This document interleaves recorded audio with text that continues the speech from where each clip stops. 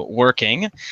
So welcome to the afternoon's Solutions Showcase. This panel will focus on building your company's reduction roadmap. My name is Simon Fischweicher. I'm the head of the Corporations and Supply Chains Group within CDP North America. CDP, for those not familiar, is an environmental nonprofit organization. We run the world's largest environmental disclosure system, enabling companies, cities, states, and regions to measure and manage environmental impacts. I lead CDP's work in Canada and the US and focus on helping companies on their journey towards environmental leadership, including corporate disclosure, accelerating and expanding leadership through supply chain engagement, corporate commitments to science-based targets, and 100% renewable energy. But today, I'm mostly excited just to be the moderator for this excellent panel. We'll kick off the 45 minutes together with a 5-minute presentations from each one of our panelists. Following that 20 to 25 minutes or so, we'll save room for about 20 minutes of discussion. I have a couple questions teed up, but encourage audience to put in their Q&A. Which brings me to a few housekeeping notes. One, there's a chat box and Q&A panel on the right side of your screen. Use those as questions come up or issues, and the folks on the Green Biz side can help with those. And also a reminder that today's session will be recorded, and those recordings will be available about 2 weeks after today's event. Finally, a reminder that pinned to the top of the chat box is a survey, and encouraging everybody to take that before they leave today's session. So today's session, we're really focused on solutions, and I'm very excited about that. And our panel today includes leaders from 4 companies who provide those solutions that help businesses on their journey to net zero, the topic of the next day or two here at Verge Net Zero Conference. The session won't focus too much on offsets. There's other sessions that we'll dig into that topic. But our panelists today include John Schulz, Director of Sustainability Operations at AT&T, who will do the first presentation. Then we'll go to Phil Redman, who's the offering lead of ESG at OneTrust. We'll jump from there to Maria Fujihara, the founder and CEO of Sinai Technologies. And then finishing off those presentations will be Taylor Francis from Watershed. For me, this is a really important panel because it goes beyond sort of talking about the issue of climate change and actually into how do we solve it, right? And what are some of the solutions out there to help your business? From a CDP perspective, we've seen enormous growth in disclosure from 245 companies disclosing in the early 2000s to over 10,000 companies, cities, states, and regions disclosing on climate change in 2020. So clearly awareness of systemic climate risk is at an all-time high, and sustainability reporting is more mainstream. But we still see that we need to reduce emissions at a much faster pace, and businesses continue to face a number of challenges that prevent them from doing so. Those challenges are really focused on measuring, reporting, and then, of course, reducing their emissions. So what we're going to hear about are solutions that help us with accurate and timely emissions calculations, streamlining and collation of reporting data, and then really building that roadmap for reductions, including identifying the right reduction opportunities that are going to be most effective for a business and in the right sort of position and place within their operations and value chain, and ultimately actually achieving those reductions, actually reducing those emissions, and some of the solutions that will help us do that. So each one of our panelists has a really distinct role in helping businesses address those challenges. So without further ado, and sort of jumping away from more ramblings from me, I'd love to hand over to John Schulz from AT&T to learn a little bit more about what AT&T is doing in this space. Over to you, John. Yep, thanks so much. I'm going to press go on my timer so I don't overstay my welcome. And I had fancy slides for you guys, but that's causing my system to crash, so you're just going to get to hear my voice. So I'm John Schulz with AT&T, corporate social responsibility focused on the environment. I'm really here to talk about the power of connectivity to enable net zero. So you're probably thinking, okay, AT&T, it's a cell phone company, maybe it's an ISP. What does that have to do with solving for climate change. And frankly, we believe we can play a very fundamental role, and we're looking to help our customers as they pursue their net zero ambitions as well. But first, let's talk about AT&T for a second. We're a very large operation. Obviously, we have a substantial carbon footprint. And last year, we announced a goal to be carbon neutral by 2035. We've been working on this idea of carbon neutrality for a long time, doing literally thousands of energy efficiency projects over the years to try to bring our footprint down. And last year we committed to carbon neutrality by 2035, which we think is an important step for us to kind of be a foundation. But we fundamentally think that we can be part of the solution. And the reason for that is because we are not only a cell phone company or an ISP, but we also have a tremendous footprint in terms of the Internet of Things, 5G, edge computing, all of these connectivity platforms that are in the marketplace, we are leaders in. So for instance, we have over 87 million connected devices that are operating on our network. We have IoT professional services that help our customers integrate that into the operation. We are absolutely a leader in this idea of using connectivity to get data that they can then use for measurement, verification, and changing business. So we fundamentally believe that the road to carbon neutrality or net zero is paved with connectivity. So you're probably thinking to yourself, well, what do you mean? Why is that? Well, we've been working for the last 5 years to develop a portfolio of stories that talk about how connectivity enables our customers to do that. And it was everything from agricultural solutions to smart building solutions, smart vehicle solutions, smart asset management solutions that essentially are focused on reducing waste. Whether that's wasted electricity, wasted gas, wasted water, any of those things that we can measure, we can then manage, and then we can reduce the usage of them. So fundamentally, that's what it is. And we feel like we are on the right path, but frankly, we need to amp it up. We need to be more ambitious. We need to be more proactive. And so we are now making a fundamental and intentional effort to work with our customers, to reach out to the customers that we serve, whether it's a global, Fortune 500 company that we serve, and we serve a lot of them, or it's all the way down to a startup that's looking to fundamentally shift the way the energy grid works, or the way we get from point A to point B. So if you think about, okay, how could AT&T be part of my path to carbon neutrality? So let's think about it. If you are either working in a building or you sell solutions to people who operate a factory, the ability to work with AT&T and connect all the devices in those buildings, see how they're performing, see if they're working well, see if they're working inefficiently, and avoid truck rolls, optimize your maintenance routines. All of that drives to energy efficiency. So if you're into buildings, we can help. If you are into logistics, transportation, we have fleet telematics solutions that allow customers to see if they're idling, if they're doing route optimization, if they're help drivers optimize driving behavior. That's the basic stuff. But we're also working with vehicle OEMs and suppliers to those OEMs to fundamentally change the way we think about vehicles and getting from point A to point B, whether that's a truck, a vehicle, or something else, right? So if you're in transportation, we can help. If you run an operation where you have to go out and manage disparate equipment out in the field, right? Instead of we have so many customers that oftentimes in the old world, we're having to drive to check on something, drive to find out, is the thing on? Is it working correctly? Is it empty? Is it full? All of that driving can be avoided through the use of connectivity, asset tracking. We can help with those kinds of things. And lastly, finally, what I will say is, if you are an innovator, if you are a disruptor, if you have an idea that you think can change the way we make things, the way we make energy, the way we move from place to place, but you don't know exactly how to get all the data you need so that your device will work remotely or from a distance, we can help. So we're looking to help whether you're a global Fortune 500 company, a small or medium business, or a disruptor in one of these core industries where emissions are high and the opportunity for efficiency is also high. We believe that connectivity can help, and we'd love to do that. And with that, I think I nailed my time. Back to you, Awesome. Simon. Even under time, John. Thanks a lot. No, I think that's a really important kickoff to this panel. I think people are well aware of the power of connectivity, but maybe not connecting that dot to how it can actually help us reduce emissions and sort of help us identify some of those pain points. So let's switch gears a little bit, and we'll pass it over to Phil Redman from OneTrust to talk about the solutions you offer to businesses. So over to you, Phil. Thank you. Thanks, Simon, and thanks, Verge, for this session.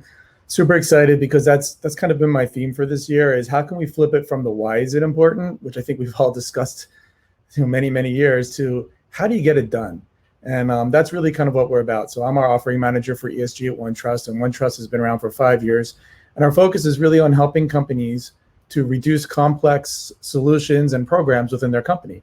And so we started in the privacy space over 5 years ago. And the idea, when GDPR was coming out was, we have all these rules and regulations, but how do we actually, support them within an enterprise, especially a large enterprise? And so we've really kind of spread out through the years to support all different types of management of data, right, around information, whether it's around your security information, your cookie information, and anything around governance, risk, and compliance to ethics recently, also vendor risk management, and of course, most recently with our OneTrust ESG. And the theme of all of this is really around trust and transparency. I mean, trust is in our name.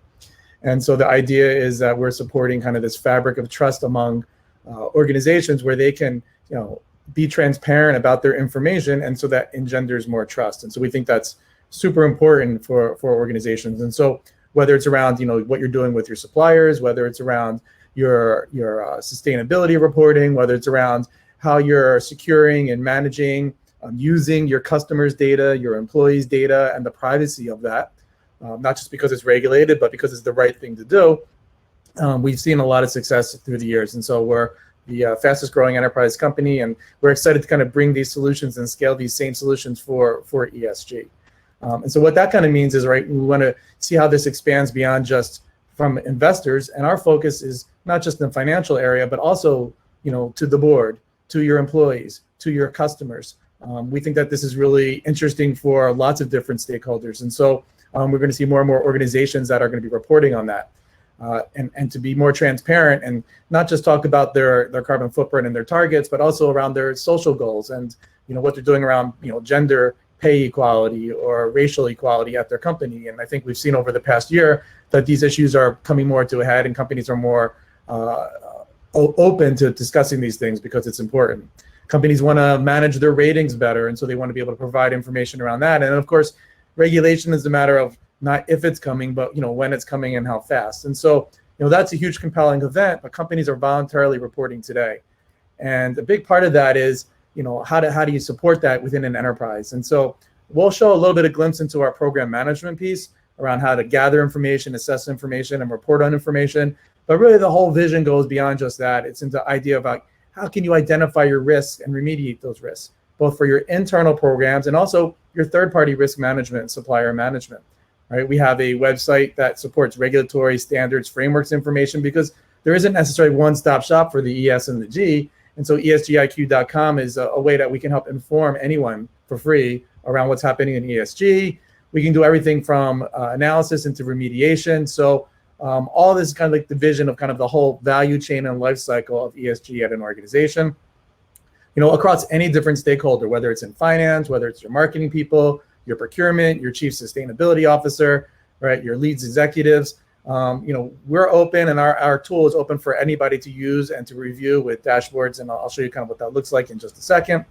And so kind of key use cases we're talking about, the idea of sending out assessments, pulling in information, centralizing data in a secure repository, identifying your third-party risk and supplier management, so vendor assessments, vendor ratings, vendor management, identifying your internal risks and opportunities and tracking to that. And then, of course, how do you remediate, whether it's just through advice, scenarios, through links to offsets, all different things that can be done, because once you find out the information, then what can you do about it? So what does that look like as I kind of chug through this?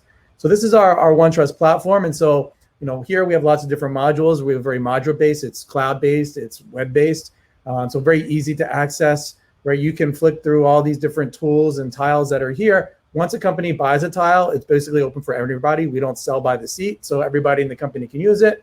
You come down here into your ESG program management, all right? So we are still seeing your PowerPoint, just so you know.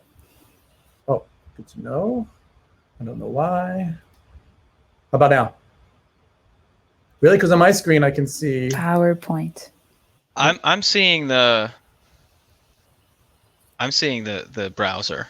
You are seeing the tool? Okay. Yeah.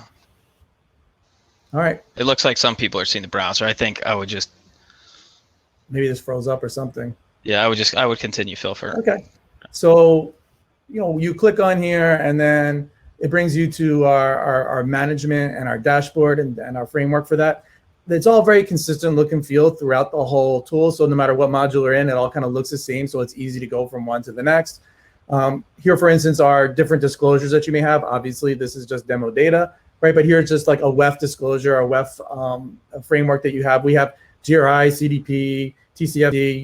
You can have any of the preloaded templates that are there, or you can customize and bring your own in. You can customize any of these templates that are there. So you click on, you can see kind of what the workflow is. We bring workflows and methodologies to this, so you can see just some views, right? Typically, people will have tens, maybe hundreds of these different types of disclosures that they're doing, and then once you click on that, it kind of brings you to what the disclosure looks like. If you go through that, you can see different areas within the disclosure. So in WEF, it has all the different main areas or the pillars. So whether principle of governance, your planet pillar, your people pillar, your prosperity. Very easy to organize. Again, these are preloaded, but you can customize it and basically assign these to people to answer. They type in their answers below. You can add in anything around attachments. You can ask questions. So the idea is to kind of take it off of the spreadsheets, take it out of email, and put it into a central way, right? And you can see all the different subsections that are already loaded in here. You pull this information in, and then you can track it over time. Now, each one of these different questions, their disclosures, right? They're just so you know, they're all individual, and so each one has an own line item. So again, you can change it, you can mix and match them if you want. It's all customizable and configurable.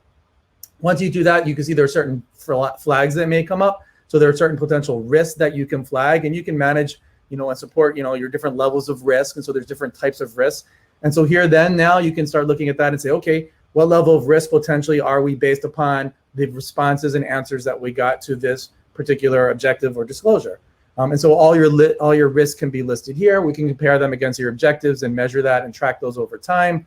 And so, with a dashboard and viewpoints, and of course, all this data is exportable. So you can put it into a PDF if you want and have a report for your internal use. You can put it into CSV.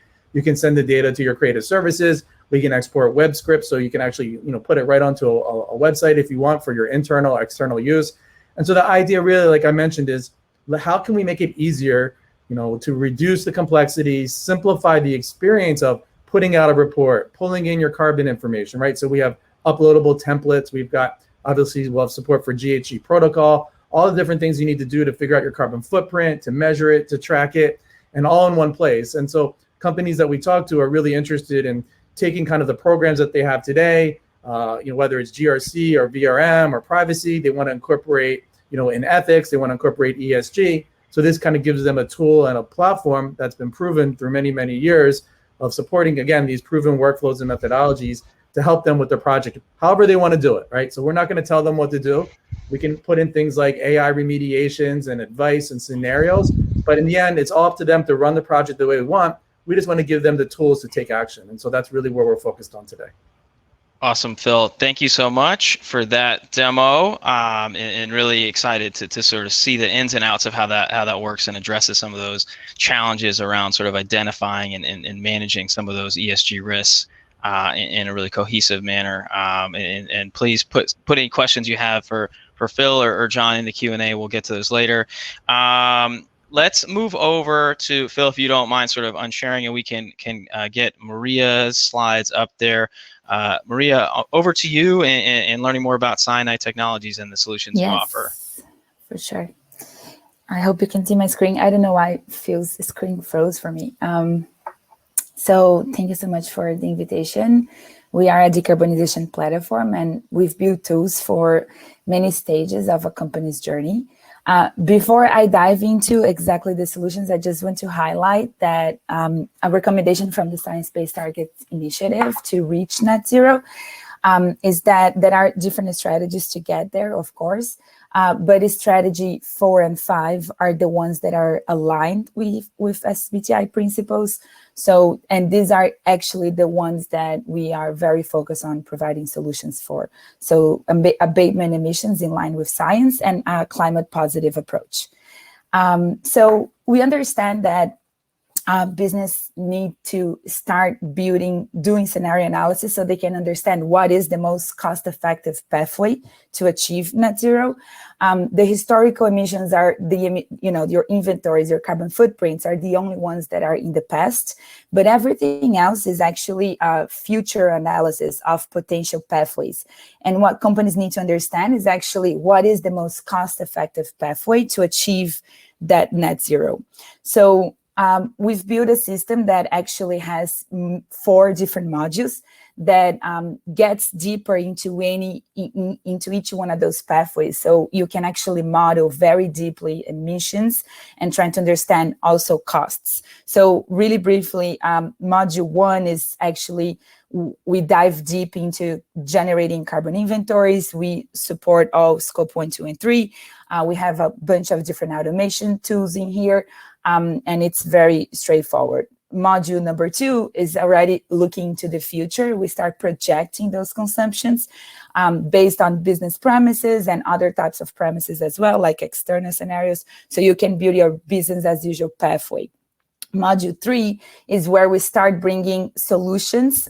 So a company can model costs of implementing technology, really switching from fossil fuels to renewables. And this can go from anything of like building, changing light bulbs up to implementing hydropower plants, for example. This is where we start building the basis for defining a price. So we collect financial data in here. And then on module 4, you can actually define a price. And I'm going to explain a little better how that works. And our 5th module, which we just recently launched, it expands all the solutions across the supply chain. And we just built an interface where companies can actually own and manage their own data and allow them to share in a more easier manner.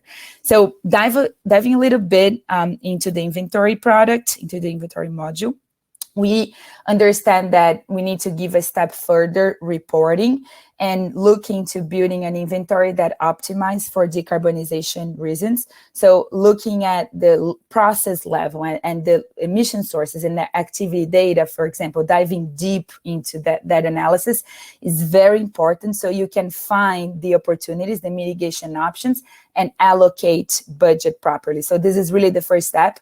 And mostly because we understand that if you don't have enough detail, you might struggle in finding these solutions, these opportunities.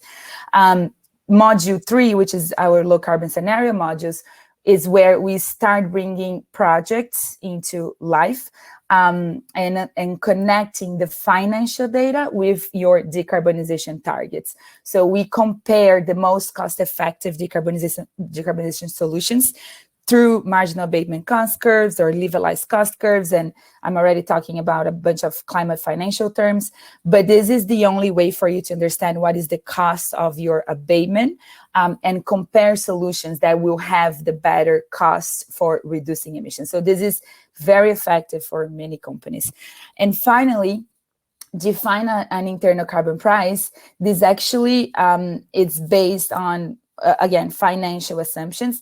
There are 2 main ways of how a company can define a price. And external is based on a company perspective. So meaning these prices are defined outside the company. So you can either adopt this price internally and include it in your decision-making process. But we understood by many examples throughout our existing customers that this doesn't drive behavior change, that they need to define prices based on their internal financial assumptions. So CAPEX, OPEX, positive NPV opportunities, and actually build the scenarios that are needed for a company to understand how much is it going to cost for them to achieve reduction. And finally, we understand that the new normal is increased collaboration. So if companies really want to transition and achieve targets, sustainability teams are the ones that are going to be leading the way. And they need to build this bridge between the operations and the vision and strategy of the company. This is one of the reasons why we don't charge by users. We think that this needs to be enhanced, and there is a new opportunity here to bring more collaboration and more collaborative tools across the company. And yeah, so that's it. This is some examples of our existing customers. Happy to dive deeper into everything. So thank you so much. Awesome. Thank you, Maria, and really appreciate you sort of highlighting the specific sort of pathways that the Science-Based Target Initiative outlines. I think that's an important reminder of the, necessity to focus on abating, emissions from a company's value chain. Also, the power of carbon pricing. I can speak from CDP's perspective, has really done a lot to drive investment. With that, last but not least, we're going to jump to Taylor Francis from the co-founder of Watershed and get your slides up there and learn a little bit more about the software that you offer. So over to you, Taylor, and then we'll jump to audience Q&A and some of the questions I have teed up for all of you. Awesome, thank you. I'm so excited to be here, so excited to be at Verge, and excited to share some of what we're doing at Watershed. Watershed is a software platform to help companies get to net zero carbon. And we started the company, my co-founders and I worked at Stripe, and we helped launch Stripe's climate program. And it took us a couple years at Stripe to kind of go from, hey, we want to do something on climate, to feeling like we had a program we were proud of. And our observation on that journey was that there's a lot of tools and a lot of approaches out there for companies to kind of observe their carbon graph, but it's really hard for companies to actually bend the carbon graph. And so we built Watershed as a full suite of tools, of software tools, to help a company do everything it needs to do to bend its carbon graph, to actually get to net zero. And I'll go into a little more detail on each of these, but in a nutshell, that means that Watershed helps companies measure their emissions, come up with and execute on a really ambitious plan for reducing those emissions, fund permanent, durable, high quality, high impact carbon removal for whatever remains, and then report on all of that progress, both internally and externally. And we've been really excited to work with a bunch of companies that are paving a pathway to net zero across a bunch of industries, whether it's DoorDash and logistics, Square and hardware, Stripe and Figma and software, Sweetgreen on food, Airbnb on hospitality. And we're excited actually to be at Verge this year because GreenBiz is now using Watershed as part of its own net zero journey, both for Verge and all future Verge events. Let me step through each of these steps in a bit more detail. The start of any company's net zero program is measurement. And our observation is that the key challenge here is to go from kind of raw, unstructured data about your supply chain, which could live in tons of different systems, into not just a number you can put in a PDF report, but actually numbers that you can take action on. And so just as one example, we work with Square, pretty large enterprise company. This year, Square was able to measure its carbon footprint in the matter of weeks, 10 days from beginning to end, rather than the months that it takes many companies. So this is kind of step one around figuring out where you are on carbon today. We spend most of our time on actually building tools to help companies reduce their emissions, because this work is only worthwhile if it results in tons of carbon not in the atmosphere. That means that there's software to help companies build a net zero plan, actually engage suppliers to reduce their emissions, purchase clean power for all of your operations. There's a couple examples here. Sweetgreen is designing its menu in Watershed with an eye on carbon. At the same time, it looks at cost and calories of new items that go on the Sweetgreen menu. And we work with a bunch of tech companies that have been wrestling with what does their return to work policy look like post-COVID by thinking about the carbon implications of commute, remote work, offices, travel, et cetera. The third piece, which is no replacement for reductions, but an important piece of getting all the way to zero, is funding high impact, durable, permanent carbon removal for whatever emissions remain. And we built a marketplace that enables companies to kind of, with a click, purchase the highest impact projects. We're really excited to work with Shopify and Stripe, who've done a bunch of pioneering work in this space, and enable every company to fund a carbon removal portfolio that really matters. And I think we're all familiar here around the importance of sharing this progress, both externally to groups like CDP, and I think just as important, internally to employees and teams to keep them engaged. And so Watershed has tools to enable all of that. The thing I'll close on is we have so little time on this climate journey, and I'm so excited about this event because I think it's focusing everyone on just how urgent the situation is. And so really excited about all the companies, all the people who are part of this event, who are helping us move from kind of a decade of sustainability reporting to what is hopefully a decade of climate action on the road to zero over the next couple decades. So excited awesome. to dig in Thanks, with Taylor, the rest of the panel. and really neat to see how you guys are really developing that step-by-step process. I think there's a lot that goes into developing those transition plans, tracking it, finding the right opportunities, and having a software that sort of brings you along the path there is critical. So I have a couple questions teed up, but there's a couple sort of low-hanging fruit in the Q&A that I figured I would throw over to you guys, and maybe you could answer both of these questions. And it looks like Phil's already plugged in his answers to the Q&A there. But for all the tools, yeah, ahead of the game there. For all the tools, what are your sources for emission factors? How can we be sure to have confidence in them? So as much as those sort of apply to you, and then are your tools accessible for SMEs or just geared more towards larger corporates? Phil, I think you took a stab at those, but John, Maria, Taylor, do you guys sort of want to jump in that order, just in terms of how we were going before? Sure. So I'll very quickly. In our world, what we're trying to do is help customers understand the emissions reductions that are enabled through connectivity solutions. And so we've actually worked with a group called Carbon Trust, and they've helped us think through what are the protocols that are out there, what are the factors that are most current, and how do we put those together to calculate impacts that are reducing emissions for the various use cases that we bring to market. So I don't have a specific example or answer for you other than we refresh that methodology every few years to make sure we're current with the most recent protocols and methodologies as we try to calculate that impact. But I'm betting Maria and Taylor may have some other more specific answers. Yeah, and John, just the other question there, SMEs, corporates, you guys sort of working with all market participants, any sort of differences there or things to add on that question?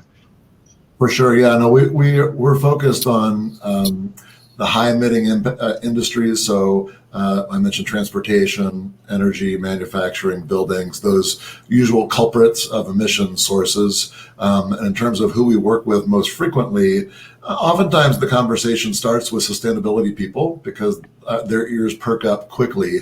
But what we find is those conversations, if we're successful, those conversations oftentimes are handed over to operations people, people who actually own budgets and are looking to reduce costs. So if we can make that connection between an investment in connectivity and efficiency, reducing costs and reducing emissions, all of a sudden we get an interested party, and that's when we typically see some more uptake. So starting with sustainability, but also working with lots of different operational oriented people in our customers.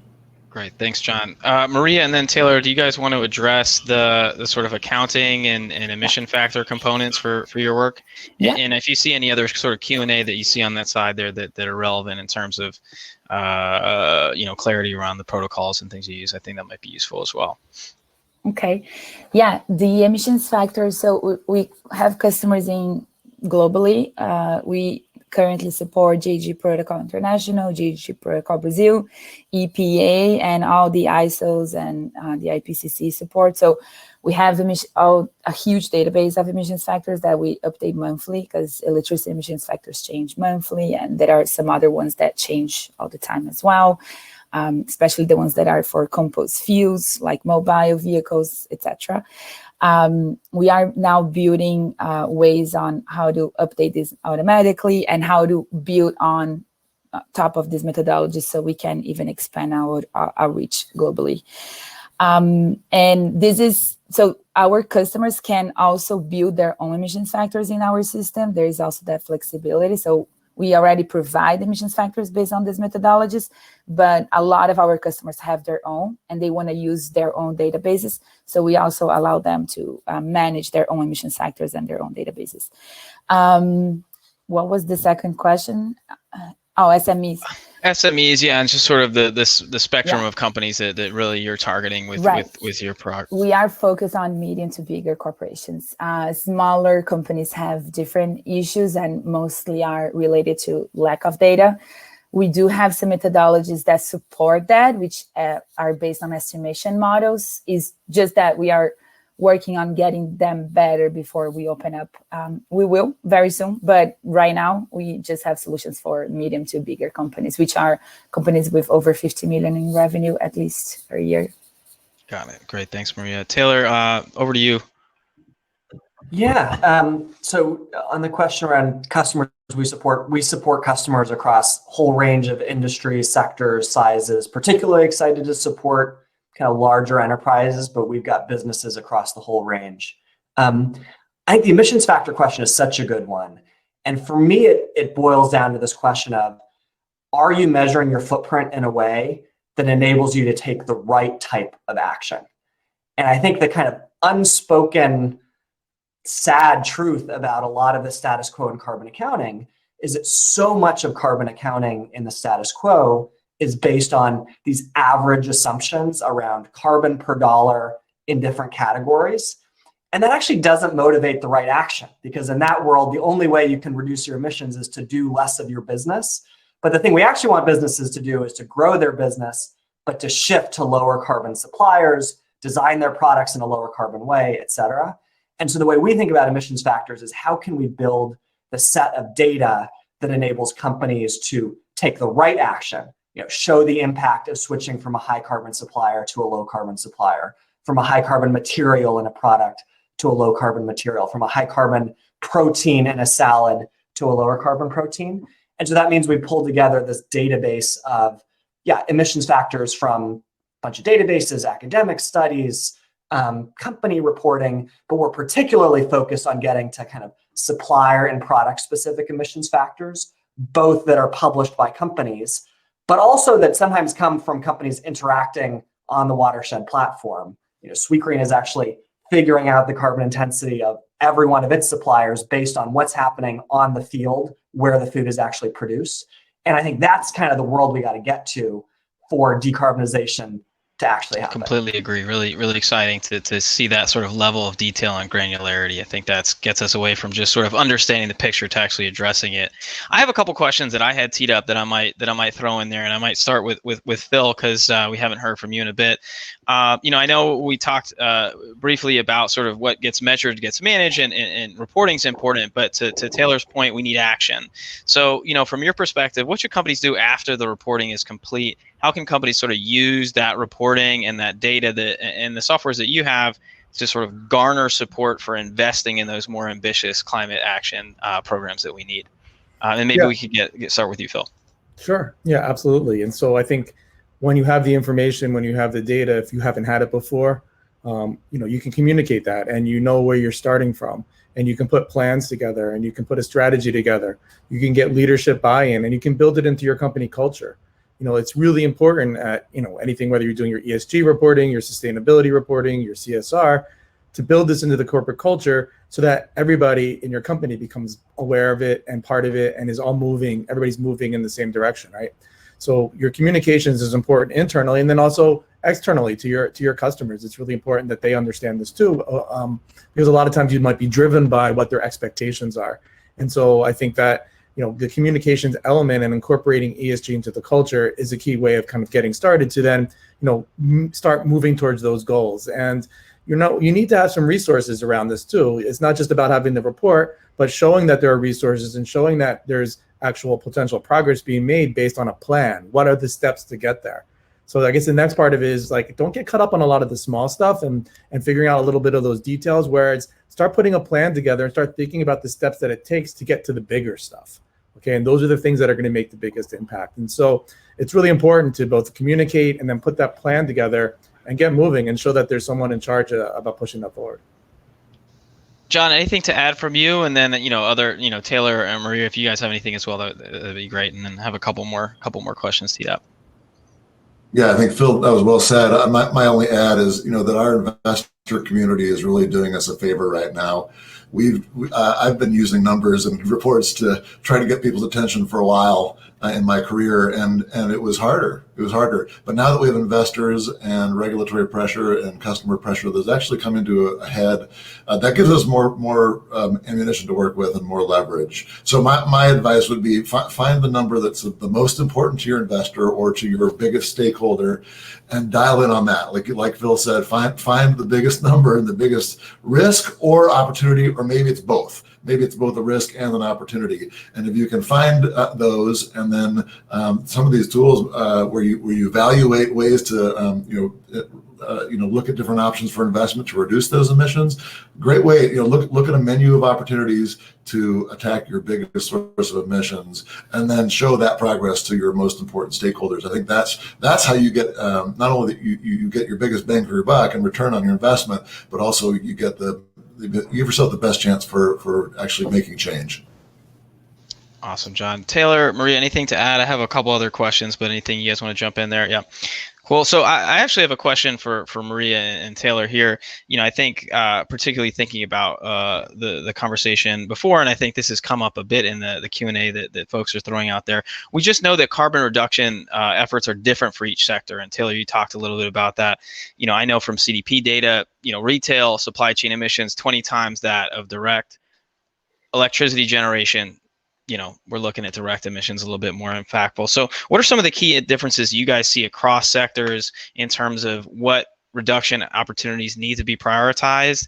And, how are you helping companies actually identify those specific opportunities and focusing on the emission reductions that they can make to their actual emissions in their value chain? Taylor, do you want to key off, and then we'll go to Maria? Sure.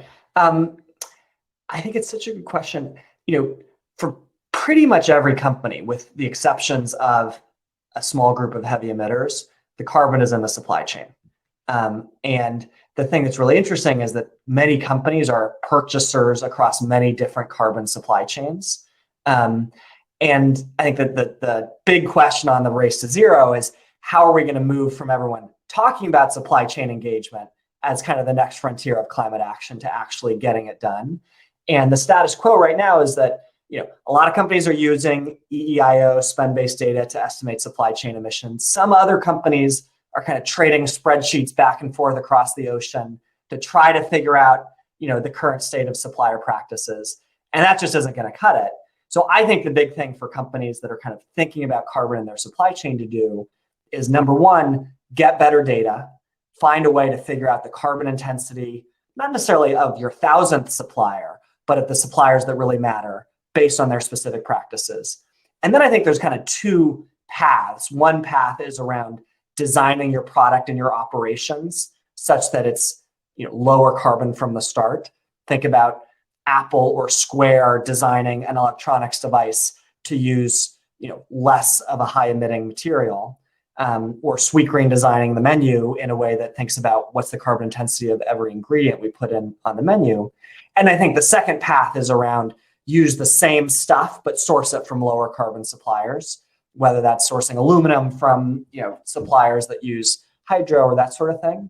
So I think that it's definitely different across sectors, but the thing that's common is look at the supply chain, go beyond averages, and then look at a combination of building your product in a different way and engaging suppliers to actually take concrete action. Awesome. Maria, what about you? And any thoughts on use phase? I saw that come in there. So we know about supply chain a little bit. What about the other side?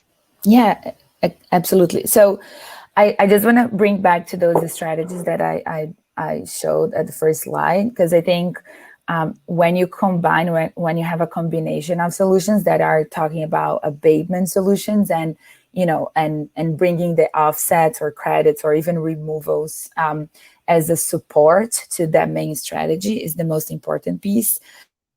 We are very focused on companies that have very high 1 and 2, but at the same time, we launch our supply chain module, and because we believe that everyone's scope 3 emissions is somebody else's scope 1 and 2, and the only way for to increase engagement around the supply chain is to make the owners of those emissions that are there, 1 and 2, to reduce their emissions, because nobody wants to reduce for something that they don't own it, but it's indirect in their supply chain. So I think, again, the solution lies on abatement and lies on mostly changing your operations and the way you do business, and really shifting and finding these new opportunities. And you need to take ownership of what is, represents your emissions, the emissions to your company, and engage to the companies in the supply chain, so everybody reduces together. So yeah, I think our solutions are very focused on abatement and coming in line with SBTI, bringing the offsets and credits and removals as a support to the abatement. So yeah. Awesome. Thanks, Maria. Well, this puts us right at time.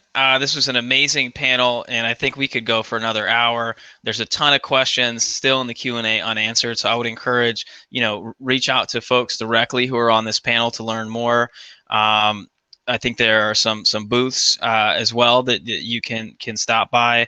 But a huge thank you to John Schulz from AT&T, Phil Redman from OneTrust, Maria Fujihara from Sinai, and Taylor Francis from Watershed.